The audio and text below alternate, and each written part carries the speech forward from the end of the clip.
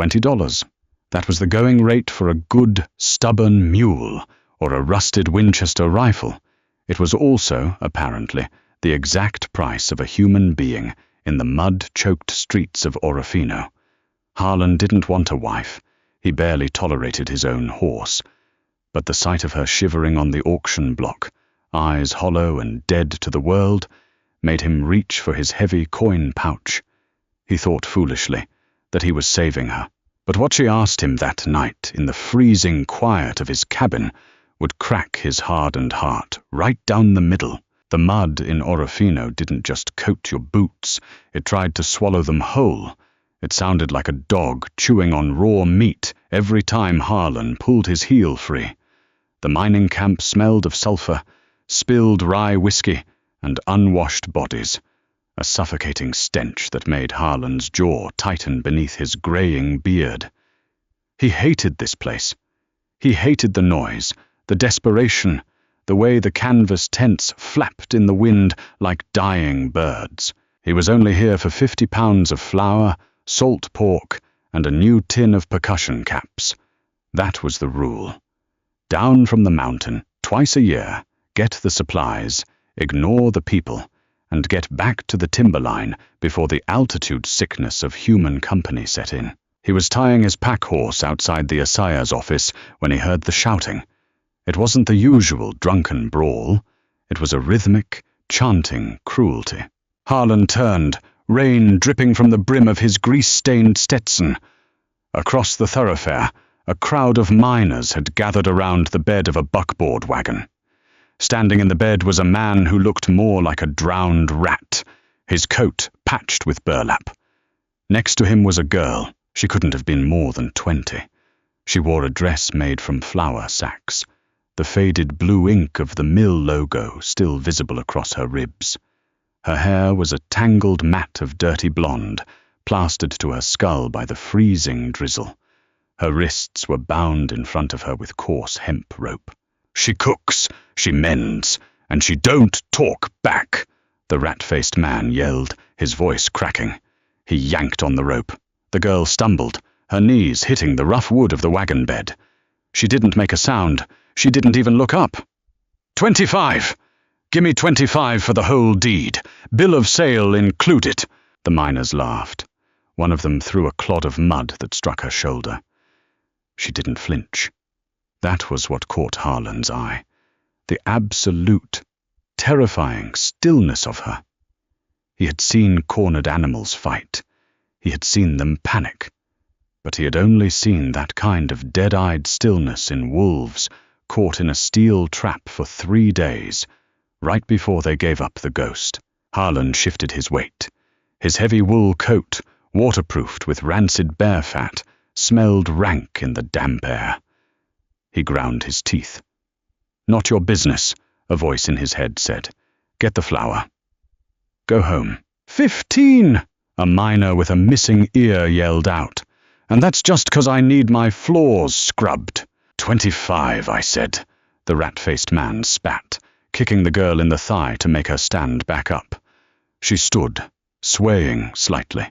Harlan felt a twitch in his right hand. He didn't feel heroic. He didn't feel a surge of righteous fury. He felt a deep, irritable exhaustion. He hated the noise. He hated the rat-faced man's voice. He hated the way the whole damn town stood there watching. He walked over. The crowd parted slightly. Harlan was a massive man, broad-shouldered and thick with muscle earned from swinging axes and hauling carcasses. His eyes, the color of dirty ice, locked onto the man on the wagon. 20, Harlan said. His voice was a low rumble, rough as tree bark. The rat-faced man blinked, wiping rain from his nose. "I said 25, mountain man." Harlan didn't argue. He reached into his deep pocket, his scarred fingers finding a heavy, cold disc. A $20 double eagle gold piece. He pulled it out and flicked his thumb. The gold flipped through the grey rain and landed with a dull thud in the muck at the rat-faced man's boots. 20, Harlan repeated.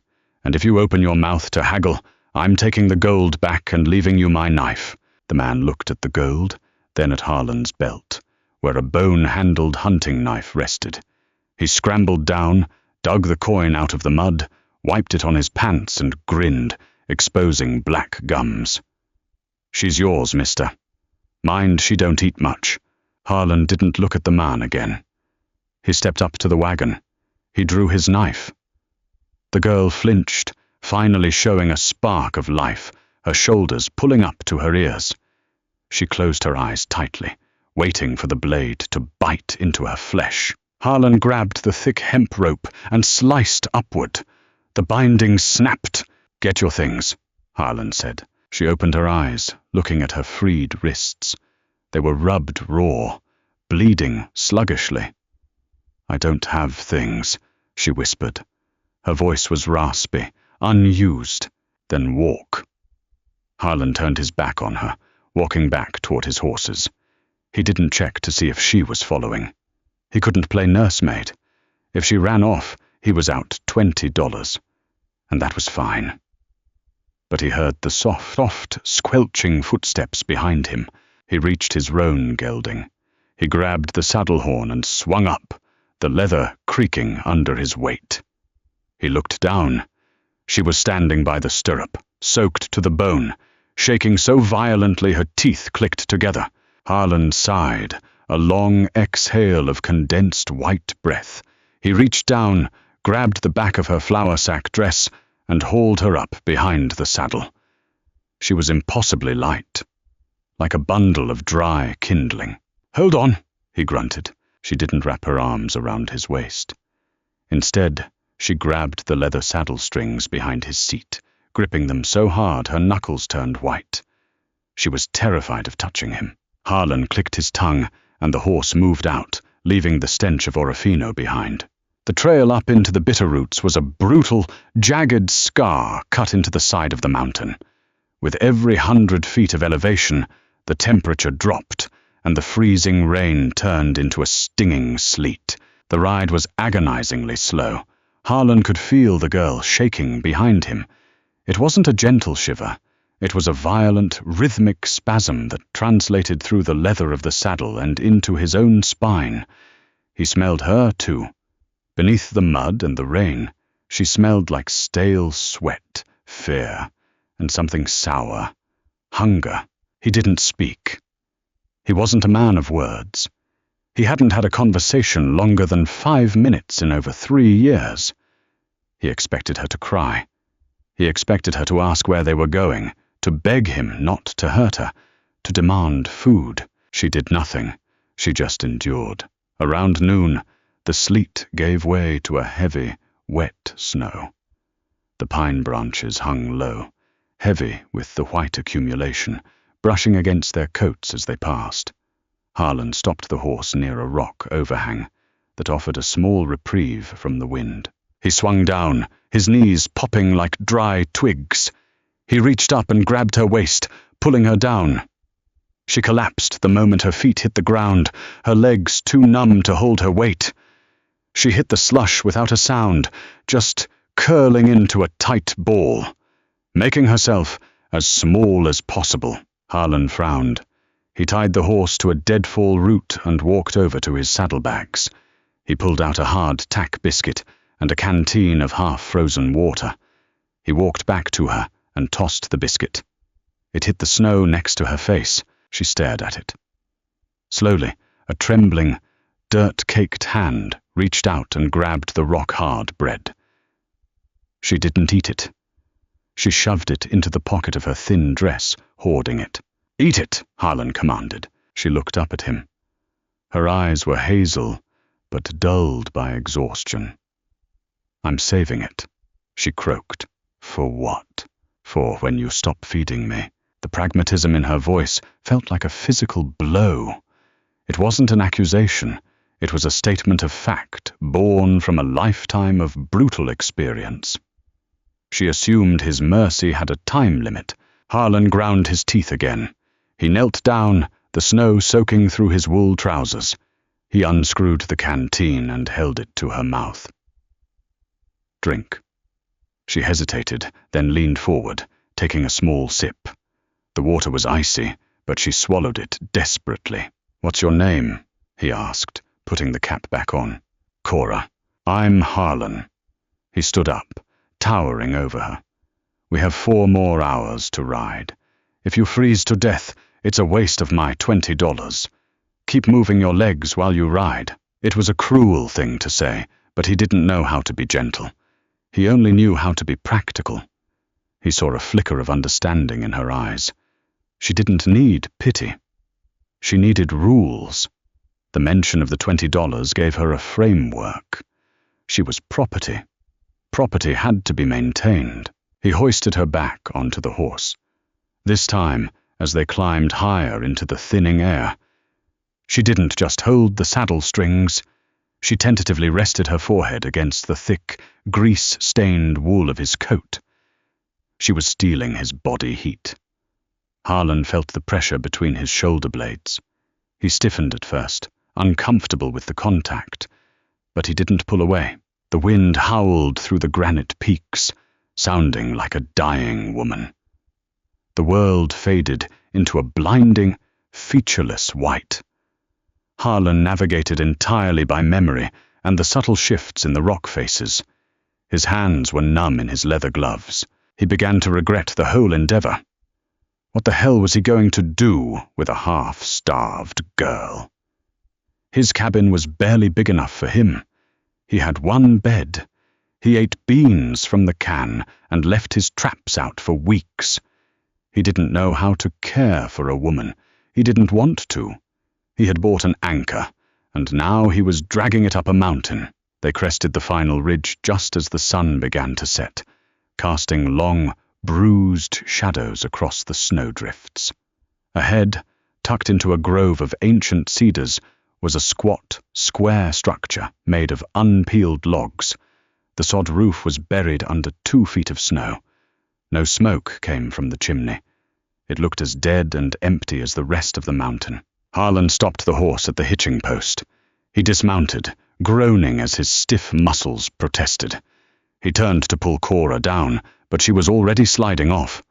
Her legs gave out again, but this time she caught herself on the stirrup, breathing heavily, steam rising from her wet clothes. "Go inside," Harlan pointed to the heavy plank door. "It ain't locked." She stood there, shivering, waiting for him. "Go!" he barked. She flinched and hurried toward the door, pushing it open. Harlan took his time untacking the horse, rubbing the animal down with a piece of burlap, letting the icy wind clear his head. He was stalling.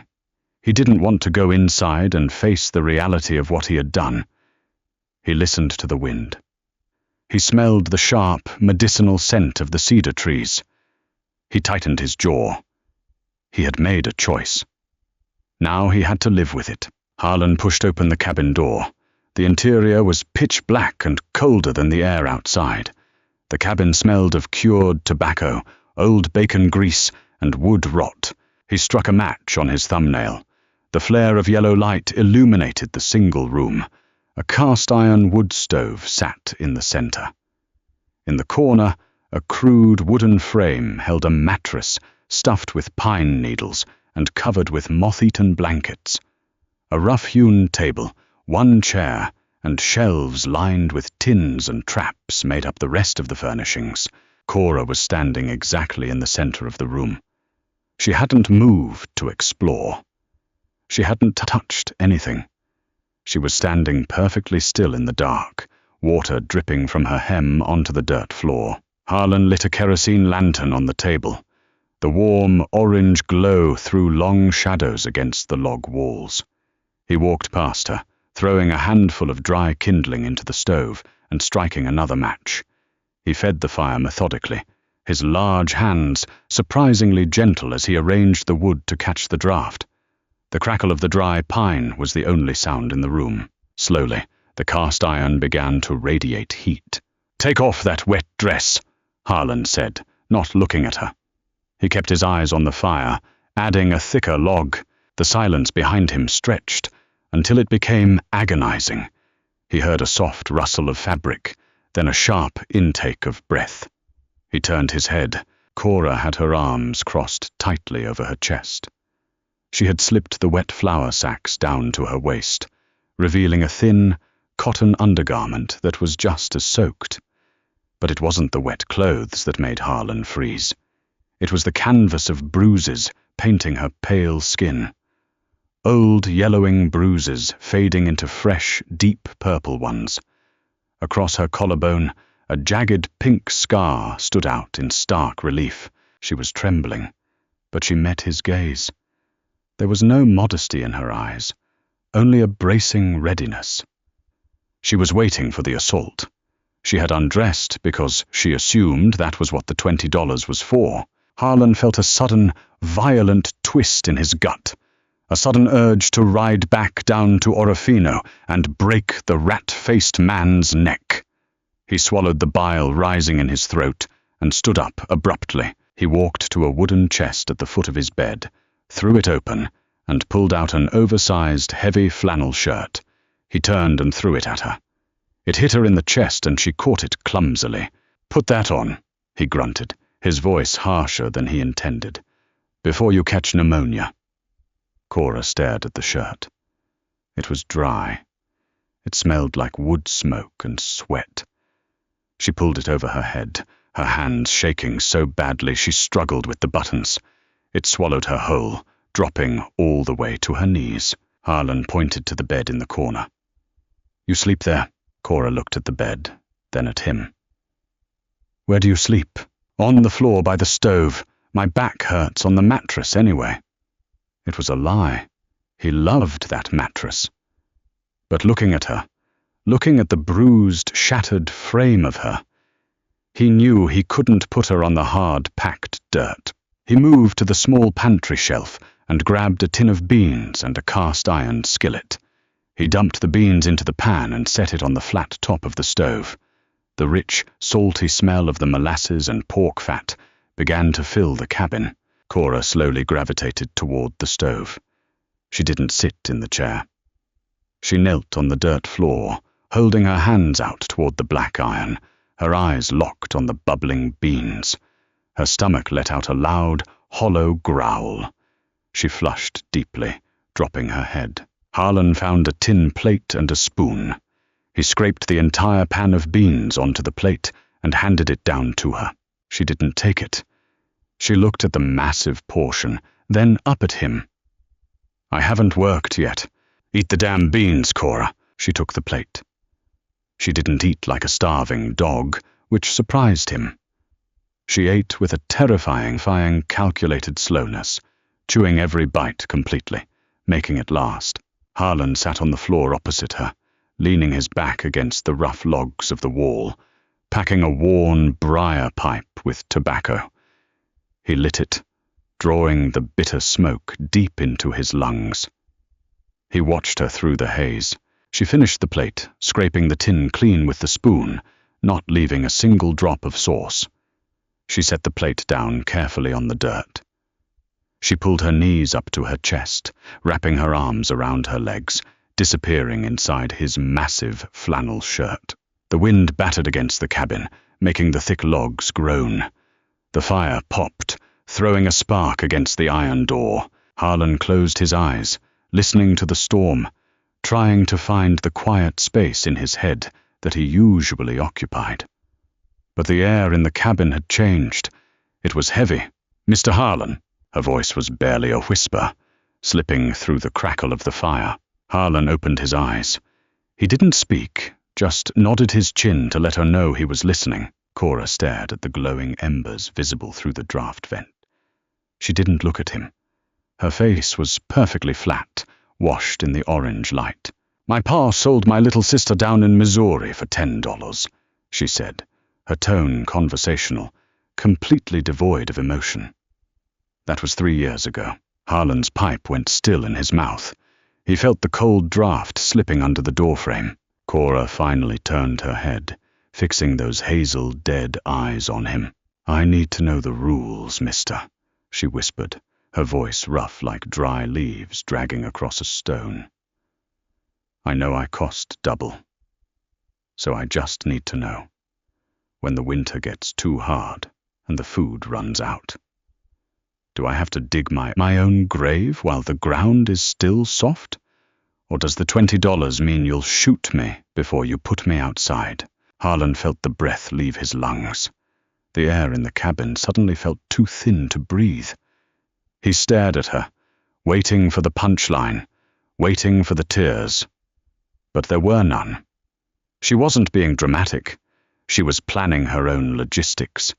She was looking at him not as a savior, but as her executioner, and she just wanted to know the schedule. His massive, calloused hand lowered the pipe to his knee. The silence stretched, thick and suffocating, as the mountain man realized exactly how deeply the world had broken the girl sitting on his floor. Harlan didn't answer her right away. He couldn't. The words she had just spoken hung in the freezing air of the cabin, heavier than the snow piling up on the sod roof. Do I have to dig my own grave while the ground is still soft? He stared at her. Cora didn't blink. She was waiting for the answer with the calm, terrifying patience of someone who had already accepted the worst the world had to offer. Harlan felt a muscle feather in his jaw. A hot, ugly anger flared in his chest, so sudden and violent it made his vision swim. He wasn't angry at her. He was angry at the rat-faced man in Orofino. He was angry at a world where a father sold a child for $10. He was angry that he had lived in the woods so long he had forgotten how rotten people could be. He uncrossed his legs, the leather of his boots creaking sharply, and stood up. He was a massive shadow in the lantern light. Cora shrank back instantly, pulling her knees tighter against her chest, bracing for the blow. She thought she had spoken out of turn. She thought the anger was for her. Harlan didn't hit her. He turned his back, walked over to the heavy oak table, and grabbed his iron poker. He shoved it into the wood stove, stabbing viciously at the burning pine logs until a cloud of sparks exploded up the flue. "You ain't digging a grave," Harlan said. His voice was a low, dangerous rumble, his back still turned to her. "But when the winter—" "You ain't digging a grave, Cora." He slammed the iron door of the stove shut with a deafening clang. He turned around, pointing a thick, scarred finger at her. "There ain't a ledger in this cabin. I didn't buy you to balance a book. You eat when I eat. You sleep on that mattress, and you don't talk about dying under my roof. You understand me?" It wasn't a kind speech. It sounded more like a threat. But it was the only way he knew how to speak. Cora stared at him, her hazel eyes wide, processing the raw aggression in his tone against the actual words he was saying. Slowly, she gave a microscopic nod. "Good," Harlan grunted. He tossed the poker aside. He walked to the corner, grabbed his heavy wool blanket off the floor, and threw it over her. "Go to sleep." He didn't wait to see if she obeyed. He blew out the lantern, plunging the cabin into darkness, illuminated only by the faint orange glow leaking from the stove's draft vent. He lay down on the hard, packed dirt, resting his head on his saddle, and closed his eyes. He listened. For a long time, the only sound was the howling wind. Then, finally, he heard the soft, tentative rustle of her moving to the mattress in the corner. The next morning began in silence, a pattern that would define their first week. Harlan woke before the sun, his breath pluming in the freezing air. The fire had died down to white ash. He got up, his joints aching from the cold dirt floor, and rebuilt the fire. He put on a pot of coffee and sliced thick slabs of salt pork, tossing them into the skillet. He looked over his shoulder. Cora was sitting up on the edge of the mattress. She was still wearing his oversized flannel shirt, pulling the collar up to her nose to trap the warmth. She watched his every move, her eyes tracking his hands like a starved hawk. "There's an outhouse behind the cabin. 50 paces straight back," Harlan said, not looking at her as the pork fat began to sizzle and spit. "Don't wander off the path.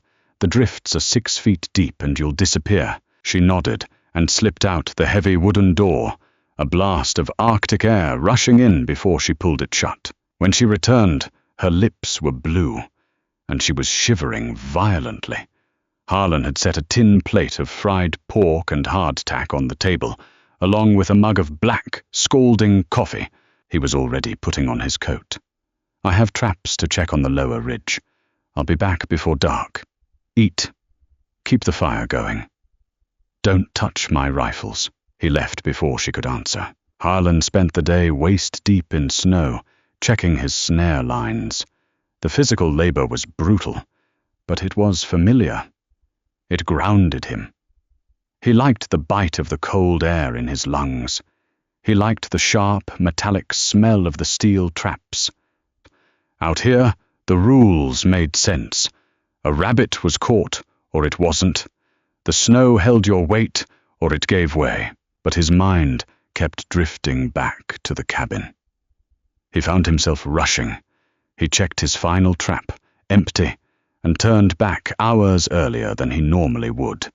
He told himself it was because he didn't trust a half-starved girl not to burn his cabin down. When he crested the ridge and saw the cabin, thick grey smoke was curling steadily from the chimney. He felt a strange, unfamiliar knot in his chest loosen. He opened the door. The cabin was sweltering. Cora had fed the stove until the cast iron was practically glowing red. But that wasn't what stopped Harlan in his tracks. Cora was on her hands and knees. She had found a stiff, bristled brush he used for cleaning pelts, and she was scrubbing the packed dirt floor.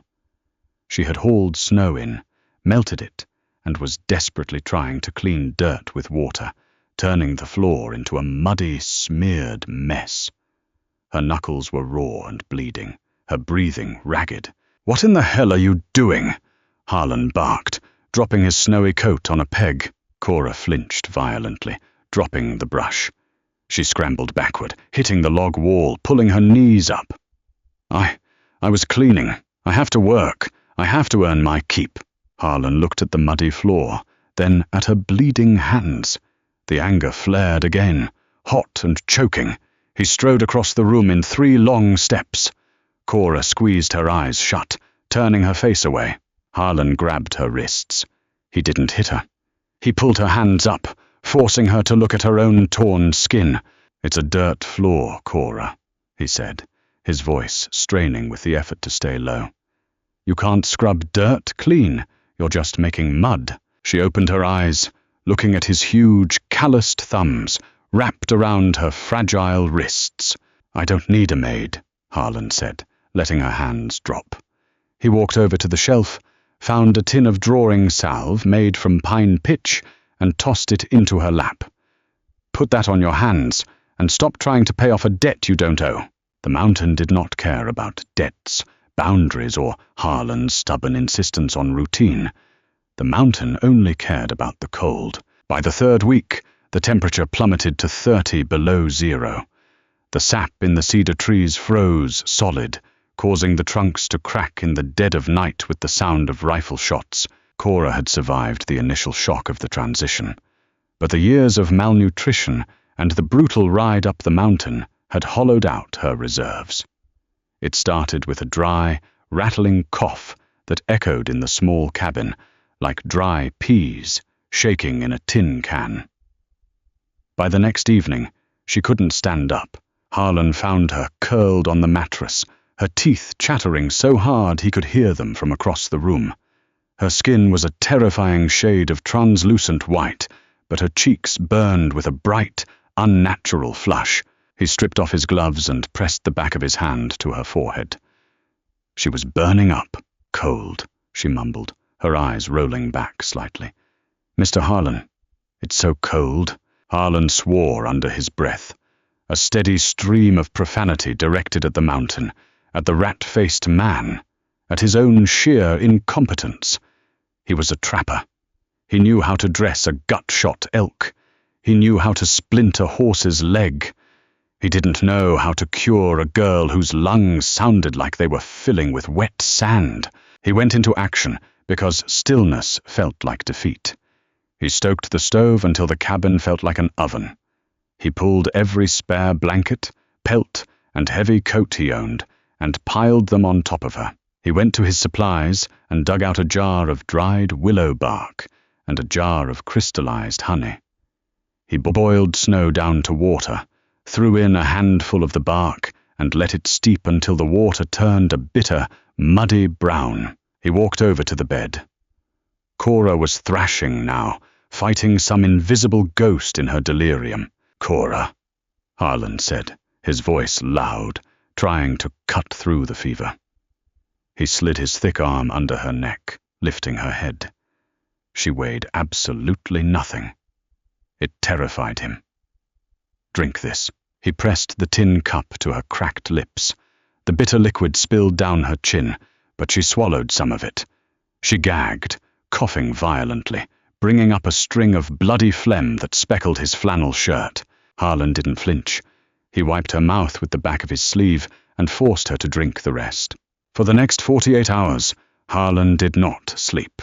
The cabin smelled of sickness, a sharp, sour odor of old sweat and camphor.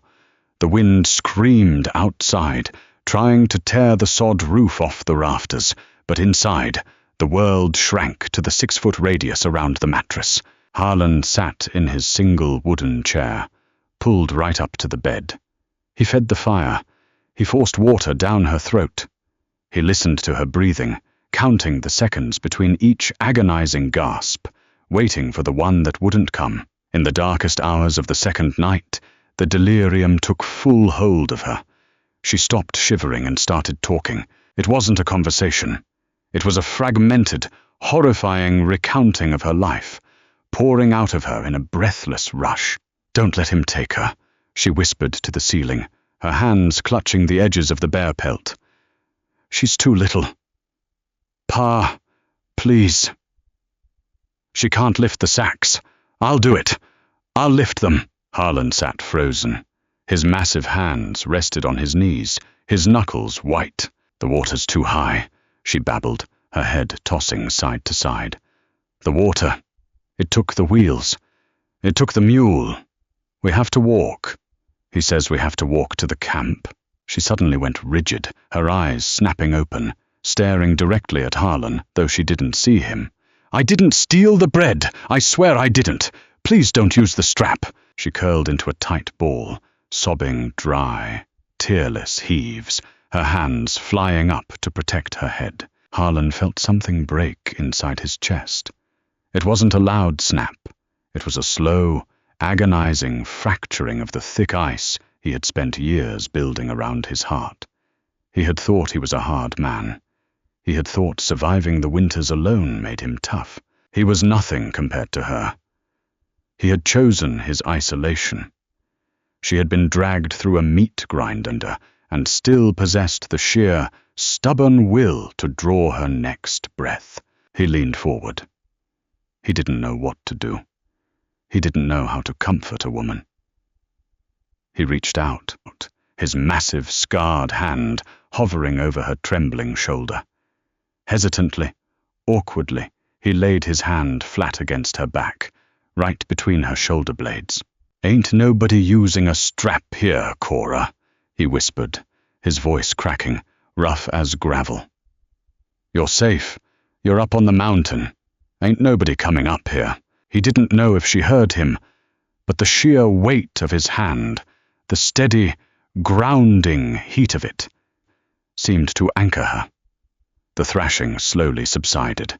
Her breathing, while still ragged, fell into a recognizable rhythm. Harlan kept his hand there until his shoulder cramped, until the fire burned down to embers, until the gray, bruised light of dawn finally crept through the gaps in the window shutters. He didn't move. He watched her chest rise and fall, and for the first time in his life, Harlan prayed to a God he hadn't spoken to since he was a boy. He didn't pray for his own soul. He prayed that the $20 girl would open her eyes. The fever broke on the morning of the 4th day. Harlan had dozed off in the chair, his chin resting on his chest, exhausted to his bones. He woke to the sound of metal scraping against metal. He snapped his head up, instinctively reaching for the hunting knife at his belt. Cora was out of bed. She was standing by the stove, leaning heavily against the iron pipe for support. She looked like a ghost, her face drawn, dark purple bags under her eyes, his flannel shirt hanging off her emaciated frame. But she was standing. She had a tin cup in her hand, trying to scoop water from the bucket he kept near the door. Her hands were shaking so badly the cup was rattling against the rim. "Sit down," Harlan croaked. His throat felt like it was coated in sawdust. Cora startled, sloshing half the water onto the dirt floor. She immediately dropped her gaze. "I'm sorry, I needed a drink." Harlan stood up, his knees popping loudly. He walked over, gently took the cup from her shaking hand, and dipped it into the bucket himself. He handed it back to her. "Sit," he commanded again, pointing to the chair he had just vacated. She shuffled over and sank into it, holding the cup with both hands, drinking the cold water greedily. Harlan watched her. The silence between them felt different now. The jagged, terrifying edge of the first few weeks had dulled. The fever had burned away the immediate terror, leaving behind a raw, exhausted reality. They had crossed a line. He had seen her at her most vulnerable, and he hadn't hurt her. "You lost a fight with a ghost," Harlan said softly, moving to the stove to add wood. Cora lowered the cup. She looked at her hands. "I talk when I get the fever. I know I do. My pa used to lock me in the shed because I'd wake the others." She hesitated, looking up at his broad back. "Did I say something wrong?" Harlan paused, a heavy piece of split pine hovering over the open stove. He thought about the begging. He thought about the strap. "No," Harlan said, dropping the wood into the fire and shutting the door. "You mostly just mumbled about flour sacks and muddy roads." He lied to protect her pride. He knew she wouldn't want his pity. Pity was a useless currency on the mountain. Cora let out a slow exhale, some of the tension leaving her narrow shoulders. "How long was I out?" 4 days. Her eyes widened. "Who checked your traps? Who cut the wood?" "I did, but you had to watch me." "I managed," Harlan grunted, turning to the pantry. He grabbed a sack of cornmeal and a jar of rendered bear fat. "You're eating mush today. Your stomach can't handle pork." For the next week, Cora recovered slowly. Harlan forced her to stay in bed, a mandate she fought against with surprising stubbornness. She hated being idle. She felt exposed when she wasn't working. By the end of the week, she refused to stay on the mattress. She started with small tasks, mending the holes in his heavy wool socks with a bone needle, sorting his box of percussion caps, peeling potatoes with a small, dull paring knife. Harlan watched her closely. He didn't stop her. He realized that the work wasn't just about earning her keep. It was how she anchored herself to the world. It was her way of proving she was still alive. One afternoon, the wind finally died down. The sun broke through the heavy grey clouds, casting a blinding, brilliant light across the snowdrifts. The temperature rose just enough that the icicles hanging from the sod roof began to drip, a steady, rhythmic plink, plink, plink against the window frame. It was the first sign of a false spring, a brief reprieve before the deep winter set in again. Harlan was sitting at the table, a disassembled Colt revolver spread out on an oiled rag in front of him. He was meticulously cleaning the cylinder with a wire brush, the smell of gun oil and brass sharp in the warm air. Cora was sitting by the stove, peeling a pile of gnarly, cellar-stored carrots. She was still using the dull paring knife. He watched her struggle to cut off a particularly tough root end, her knuckles turning white. Harlan set the wire brush down. He reached to his belt and unclasped the leather sheath of his hunting knife. It was a beautiful, terrifying piece of steel, 10 inches long, with a handle carved from elk antler. It was razor-sharp, the tool he used for everything from skinning deer to cutting rope. He stood up, walked over to her, and held the knife out, handle first. Cora stopped peeling. She looked at the massive blade, then up at his face. Her eyes flickered with a brief flash of the old panic. A knife that size was a weapon, not a tool. "That paring knife is garbage," Harlan said quietly. "Take this. Let the weight of the steel do the work, not your wrist." He held it steady. He was offering her a piece of his survival. He was giving a weapon to a woman he had bought for $20. It was an act of profound, terrifying trust, and they both knew it. Cora stared at the antler handle. Slowly, her small, scarred hand reached out. She wrapped her fingers around the grip. Harlan let go. The knife looked absurdly large in her hand. But she turned back to the carrot, placed the heavy blade against the tough root, and pressed down. The steel sliced through the vegetable like it was warm butter, making a crisp, satisfying snick against the wooden bowl. Cora paused. She looked at the clean cut, then ran her thumb lightly along the flat of the heavy blade. She didn't look up, but a tiny, almost imperceptible fraction of a smile touched the corner of her mouth. "Thank you, Harlan," she said. It was the first time she hadn't called him Mr. Harlan didn't say anything. He walked back to his table, sat down, and picked up his wire brush. The cabin was warm, the icicles dripped outside, and for the first time in 3 years, the sound of someone else breathing in the room didn't feel like an intrusion. It felt like a heartbeat. The false spring was a liar. The mountain men knew it, the wolves knew it, and Harlan knew it. The brief thaw only served to melt the top layer of the snowpack, which immediately refroze into a treacherous, glass-slick crust when the wind shifted back from the north.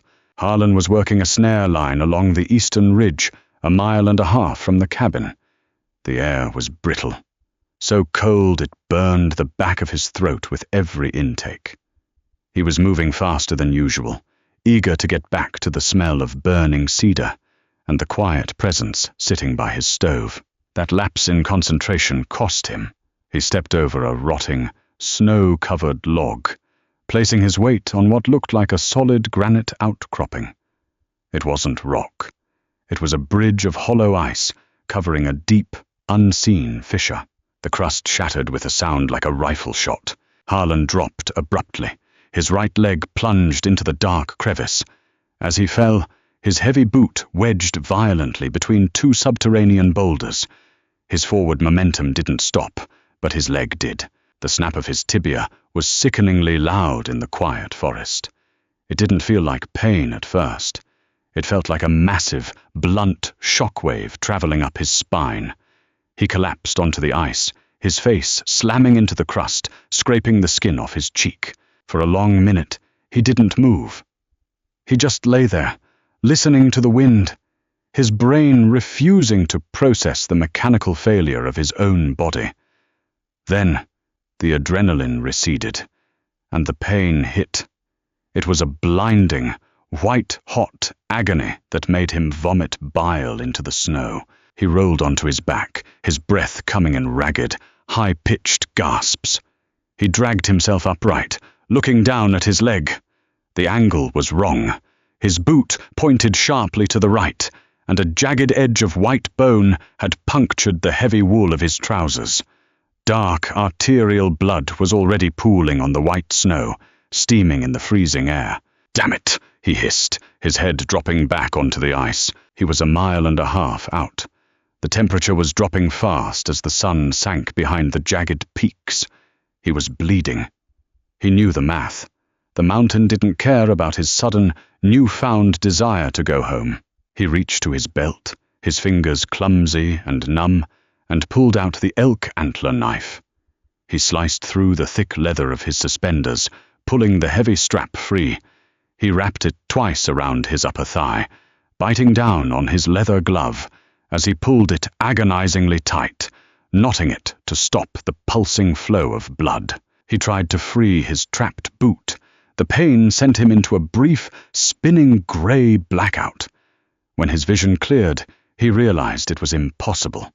His foot was locked in the stone jaw of the mountain, He had to unlace the boot. It took him 20 minutes of excruciating effort, slicing the thick leather laces, peeling the rigid upper back, and finally, dragging his mangled, bleeding leg out of the boot.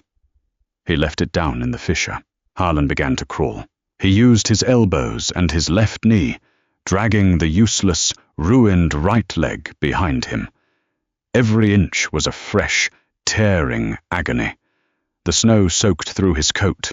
The cold began to seep into his chest, slowing his heart, making his thoughts thick and sluggish. The sun disappeared. The shadows turned from blue to black. The forest plunged into an absolute, terrifying darkness. He made it maybe 300 yards before his body simply quit. His muscles refused to fire. His head rested against the base of a massive pine. He looked up at the stars appearing through the canopy, hard and indifferent. He was going to die here. The realization didn't bring fear, just a profound, crushing disappointment. He pictured the cabin. He pictured the fire. He pictured Cora. She'll wait, he thought, his mind drifting into the heavy, seductive warmth of hypothermia. She'll wait 3 days. Then she'll take the food and walk down. She knows the rules. He closed his eyes. A sound pulled him back. It was faint, a crunch of ice. Harlan forced his eyes open. Through the trees, a bobbing, erratic yellow light was cutting through the darkness. He tried to shout, but his throat was completely dry. Only a pathetic wheeze came out. The light moved closer. He smelled the kerosene before he saw the lantern. And then he saw her. Cora was wading through the waist-deep drifts. She was wearing his spare winter coat, which swallowed her to the knees, and she was carrying the heavy Colt revolver in her right hand, the lantern in her left. Her face was pale, tight with a terror so absolute it looked like a physical mask. She was terrified of the dark, terrified of the woods, terrified of the wolves, but she was following his blood trail. She almost tripped over him. The lantern swung down, illuminating his pale face and the gruesome, bloody mess of his leg. Cora dropped the lantern in the snow. She didn't scream. She clamped both hands over her mouth, her eyes wide, staring at the jutting bone.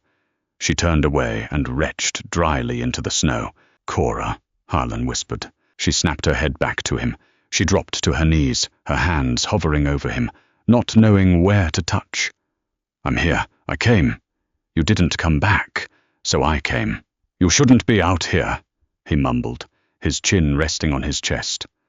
"Wolves. They'll smell the blood." "Shut up," she said. It was the first time she had ever given him an order. Her voice was shaking, but there was a sudden, violent edge to it. She looked at his leg, then at his face. "Can you walk if I help you?" "No." Cora didn't hesitate. She grabbed him by the lapels of his heavy, blood-soaked coat. "Then you're going to crawl, Harlan. I am not digging a grave in the ice. You told me the rules. We eat together. Now move." The journey back to the cabin took 4 hours. It was a grueling, agonizing blur of pain and sheer, desperate will. Harlan dragged himself, and when he stopped, Cora grabbed his coat and pulled with a terrifying manic strength, screaming at him to keep his eyes open. When they finally breached the heavy wooden door, the cabin was freezing, the fire having died down hours ago. Cora dragged him entirely onto the dirt floor and kicked the door shut. Harlan collapsed, the darkness finally rushing up to swallow him. When he woke, the cabin was stiflingly hot. The smell of burning pine and singed iron filled his lungs. He was lying on the dirt floor, stripped down to his long underwear. He groaned, trying to shift, and a fresh wave of agony radiated from his leg. He looked down. His leg was straight. It was sandwiched between 2 heavy pieces of split firewood, wrapped tight with strips of torn flour sack.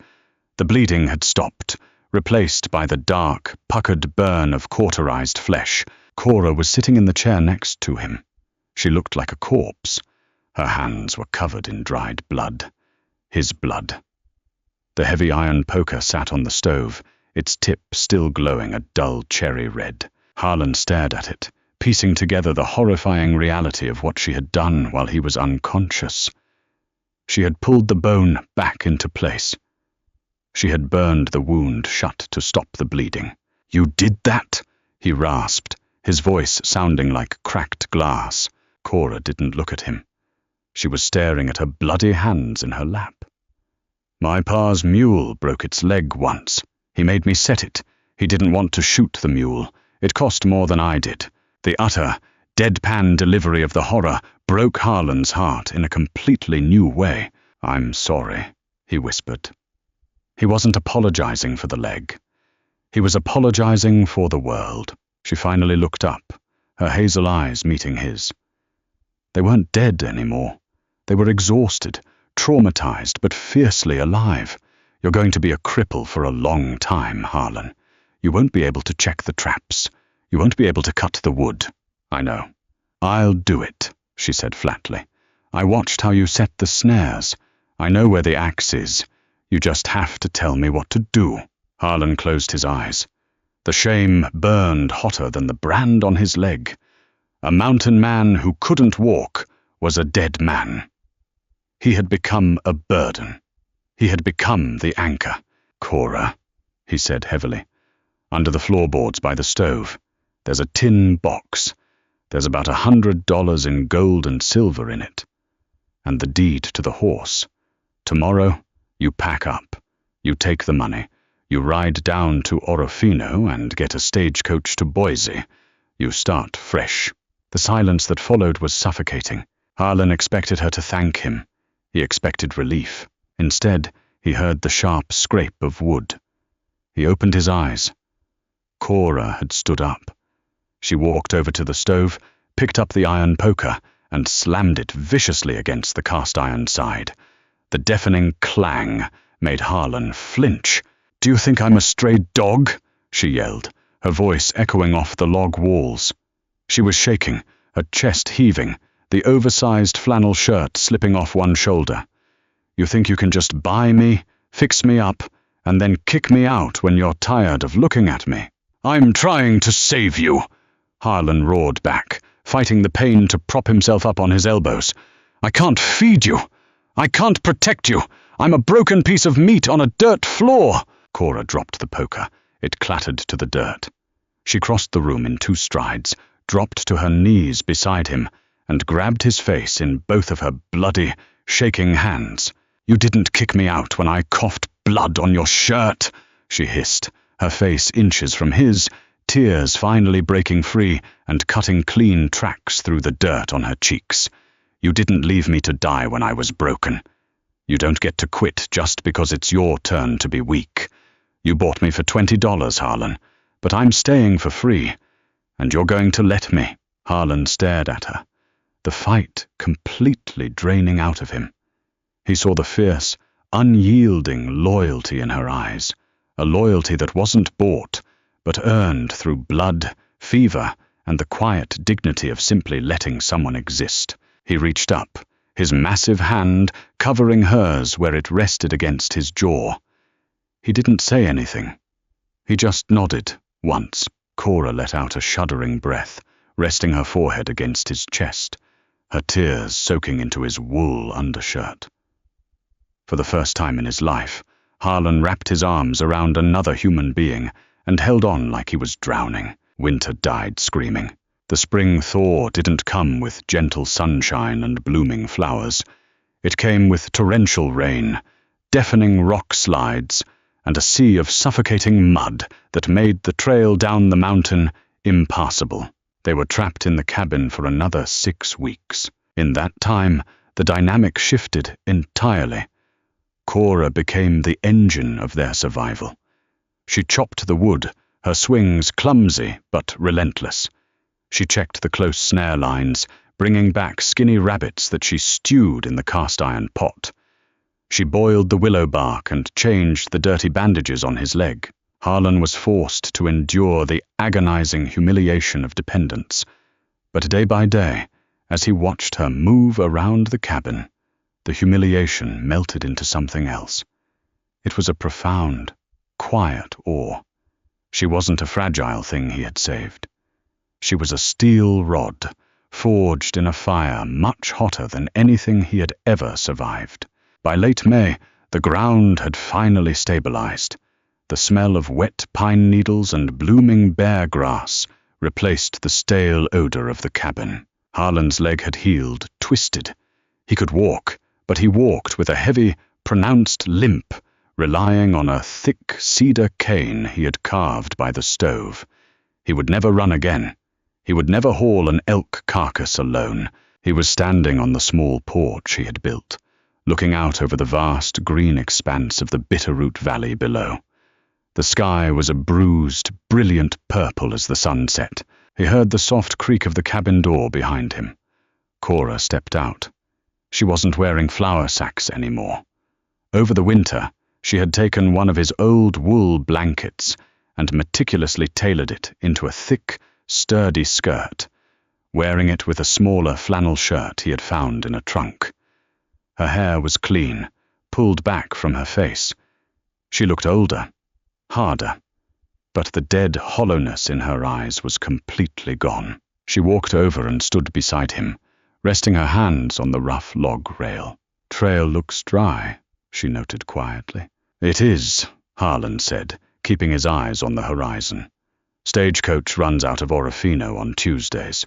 You could make it by tomorrow afternoon if you ride hard." Cora didn't look at him. She reached into the deep pocket of her wool skirt. She pulled some out and set it on the porch railing between them. It was a heavy, dull gold disc, a $20 double eagle. Harlan looked at it, his brow furrowed in confusion. He knew he hadn't left his stash out.